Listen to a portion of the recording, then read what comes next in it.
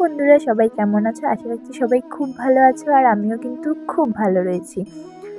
ও sorry, এখন আর আমি নই, আমরা দুজনেই কিন্তু খুব ভালো আছি। আসলে অনেক দিন পর ব্লগ ছাড়ছি, তো তার জন্য পুরনো অভ্যাসটা রয়েই গেছে। আমি আগে যেমন বলতাম আমি ভালো আছি, এখনও সেমই বলছিলাম। আসলে এখন তো আমি থেকে আমরা হয়ে গেছি। যাই হোক, আবারও চলে এসেছে তোমাদের সাথে সব কিছু শেয়ার করতে। পুরো 1 বছরের উপর হবে আমি কোনো ব্লগ ছাড়তে পারিনি, তো আবার শুরু করলাম আস্তে আস্তে তোমাদের সাথে সব কিছু শেয়ার কর। কিন্তু আমি সম্পূর্ণ ব্লগ একদম আমার বিয়ে থেকে আমাকে দেখতে যাওয়া থেকে সব কিছু আমি করে রেখেছিলাম ভিডিও, কিন্তু ছাড়তে পারিনি।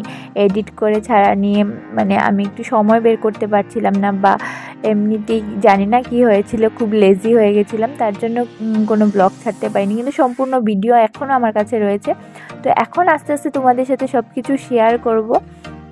তো চলো আজকের দিনটা নিয়ে তোমাদের কিছু বলি। আজকের দিনে আমাদের বিয়ে হয়েছিল, এটা খুবই স্পেশাল আমাদের দুজনের কাছে। তো তার জন্যই ছোটোখাটো একটা অ্যারেঞ্জমেন্ট করা হলো। সন্ধে আমরা গিয়েছিলাম মন্দিরে, যেমনটা তোমরা ব্লগের প্রথমেই দেখতে পেয়েছিলে।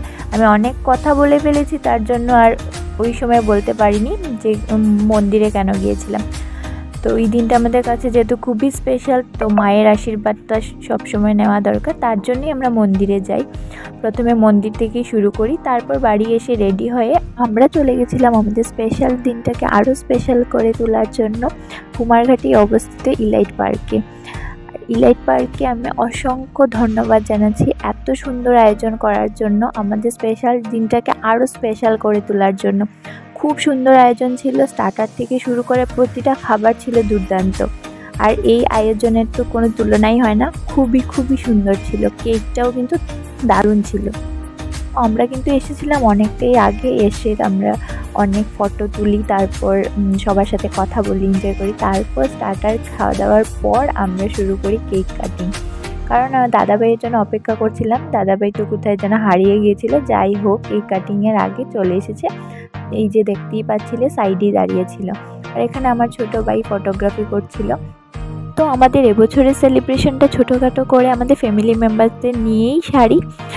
আশা রাখছি সবার আশীর্বাদ থাকলে নেক্সট ইয়ার আমরা আরও বড় করে সেলিব্রেশন করতে পারবো। তো সেলিব্রেশন ছোট কিংবা বড় সেটা আমার কাছে ম্যাটার করে না, মন থেকে কতটা তুমি খুশি এটাই হচ্ছে আসল বিষয়। আর আমি কিন্তু ভীষণ খুশি ছিলাম, কারণ সবাইকে একসাথে পেয়ে আমি প্রচণ্ড খুশি। এমনিতে সবাইকে একসাথে পাওয়া তো খুবই মুশকিল, কিন্তু এখানে যখন কোনো প্রোগ্রাম বা অকেশন হয় তখন সবাই যখন একসাথে হই ভীষণ ভালো লাগে। আজও আমরা সবাই একসাথে হয়েছিলাম, আর সবাই একসাথে হলে আড্ডা ছবি তোলা সেটাই হয়। এখানে মনে হচ্ছে আমরা আড্ডাটা কমই দিচ্ছিলাম, ছবিটাই বেশি তুলছিলাম। যাই হোক, আর এখানে কিন্তু আমাদের ছবি তুলে দিচ্ছিল আমাদের সকলের ফেভারিট আমার ছোট ভাই সাগর আর অলোক। খুব তাড়াতাড়ি তোমরাও আমাদের সবগুলি ছবি দেখতে পাবে আমার ফেসবুক আইডিতে। তার আগে দেখে নাও, মিস্টার দেব আমাকে একটা সারপ্রাইজ দিয়েছিল, আর কি সেই সারপ্রাইজ ছিল সেটা তোমরাও একটু দেখে নাও। আমি তো পুরো অবাক হয়ে গেছিলাম সারপ্রাইজটা পেয়ে। সারপ্রাইজ গিফটটা যখন দিয়েছিল সেটা আসলে ক্লিপ নেওয়া হয়নি, এটা ছিল তার পরের ভিডিও, কারণ তখন আমরা ছবি তোলার জন্য পোজ দিচ্ছিলাম। ওই ভিডিওটা যদি তোমরা দেখতে, মানে ওই সময়ের ভিডিওটা যদি তোলা হতো, তাহলে তোমরা বুঝতে পারতে আমি কতটা অবাক হয়েছিলাম। তাই হোক, গিফট পেতে কার না ভালো লাগে, আমারও তেমনই ভালো লেগেছিল। খুবই ভালো হয়েছিল গিফটটা, আর এটা ছিল গোল্ডের ইয়াররিং। মিস্টার দেব কিন্তু অলওয়েজ আমাকে স্পেশাল ফিল করিয়ে থাকে, শুধুমাত্র এই গিফটের জন্য নয়, গিফট ছাড়াও ও আমাকে সবসময় স্পেশাল ফিল করা। জানি না আমি ওর জন্য কবে কি করতে পারবো। আর এইদিকে দেখো, দাদাভাই কিন্তু খুব সুন্দর ডান্স করছিল, তাই আমি ভাবলাম যে একটা ভিডিও ক্লিপ নেওয়াই যাক। দাদাভাই কিন্তু ভীষণ সুন্দর ডান্স করছিল, আর গানটাও কিন্তু দুর্দান্ত ছিল। আর এখানে গানটা দিতে পারছি না, কারণ কপিরাইট চলে আসবে। এত কথা বলে নিয়েছি যে তোমাদের তো বলাই হয়নি যে দিনটা ছিল 23 নভেম্বর 2024, আর সেম ডেটে 2023-এ আমাদের বিয়ে হয়েছিল। আর এখন সবার খাবার পালা, এই যে সবাই বসে পড়েছে খেতে। আর এই যে খেতে বসে এইদিকে শান্তি নেই, ওরা তুলছিল ছবি আর আমি করছিলাম ভিডিও। আমাদের মেয়েদের আর কি চাই বলো তো, ছবি তুলতে পারলেই মনে হয় যেন পেটটা ভরে গেছে। যাই হোক, আমার তো এমনই অভ্যাস। তোমাদের কাদের কাছে আমার মতো অভ্যাস রয়েছে অবশ্যই কমেন্টে জানিও। আমি ছবি তুলতে পারলেই ভীষণ খুশি হয়ে যাই, খাবার খেতে হবে না, আমার ছবি তুলতে পারলেই আমি খুশি। আর এইদিকে মিস্টার দেব কী করছিল, আমি তো খেয়ালই করিনি। খাবার খাওয়ার আগেই আমার বোনটাকে মেরে ফেলবে নাকি? না না, এ হতে দেওয়া যাবে না। অনেক তো হাসি ঠাট্টা হলো, এবার হচ্ছে আমাদের খাবার পালা। আর এই যে সবার খাবার চলে এসেছে। আর রাতটাও কিন্তু ওইদিকে অনেকটাই হয়ে গেছিলো, প্রায় 11:30 12টা প্রায় বাজতে চললো। সকল স্টাফেদের কিন্তু ডিউটি টাইম প্রায় ওভার হয়ে গেছিলো, তাও ওদের মুখে কোনো একটা ক্লান্তিভাব দেখতে পাইনি। সবাই হাসি মুখে সবাইকে সার্ভ করছিল, আমার জিনিসটা ভীষণ ভালো লেগেছে। আর বাবলুদাকে স্পেশালি থ্যাংক ইউ জানাচ্ছি এত সুন্দর আয়োজন করার জন্য। আর প্রথম থেকে দাঁড়িয়ে থেকে শেষ পর্যন্ত দাদা খুব সুন্দরভাবে সব কিছু দেখেছে, তার জন্য অসংখ্য ধন্যবাদ।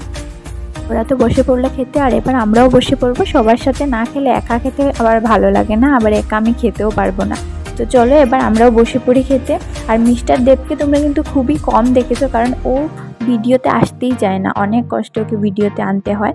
তো ওইখানে আমি এমনিতেই ছবি তোলার জন্য নিয়েছিলাম, তো ও ভাবছিল যে ছবি তুলছিলাম, তো তার জন্যই একটু দেখতে পেয়েছো।